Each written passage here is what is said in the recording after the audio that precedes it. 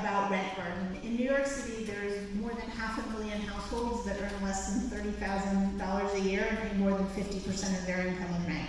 That is 500,000 households that are one emergency away from needing shelter.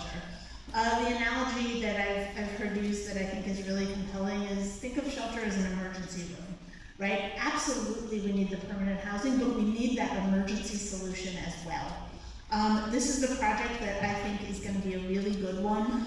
It is ground up new construction so that we can really design it to meet the needs of the women. It will serve women experiencing homelessness, trying to get back on their feet.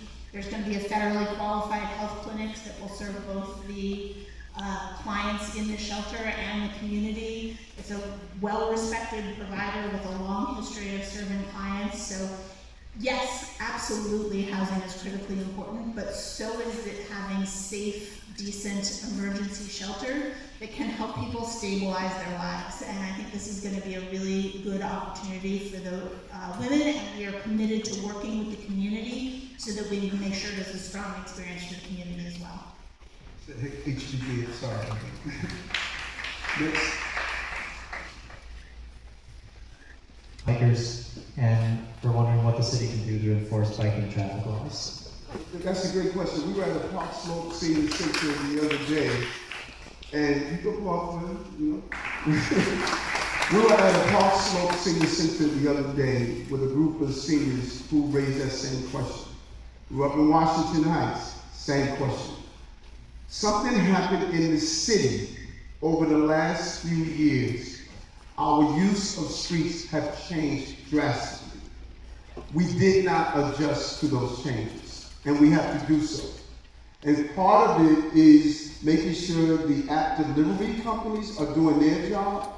We have to have the proper enforcement that's not heavy-handed. We have to send the right message, riding on the sidewalks, going down one-way streets, just a total disregard for traffic safety. Bicyclists, scooters, and everything else is supposed to follow the same traffic safety regimen. Now, 11,000 illegal mopeds, motorcycles, three-wheelers, dirt bikes, we removed off the streets, confiscated them off the streets. Many of them were being used for crimes. Many of them were being used, they were stolen, unregistered. We zeroed in on these illegal bikes that are on the streets.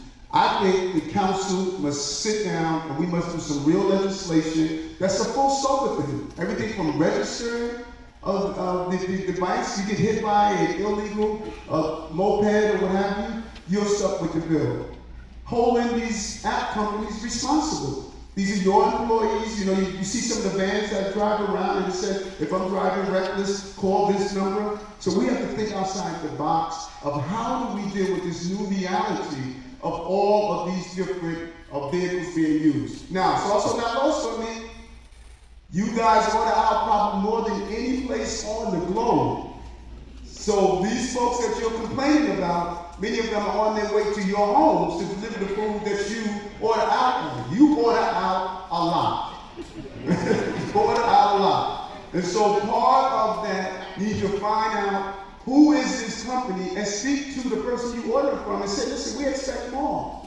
There's some corporate responsibility. We have to police ourselves, and I think the council must partner with us and find out a real way to start looking at this new reality of the streets we're on now. These are different streets that we're on. These are not the streets I grew up on. They're different from bike lanes to scooters to mopeds to just a cultural difference that we have to zero in on. I hear it all over the city, and it's a legitimate concern, and we want to zero in on it.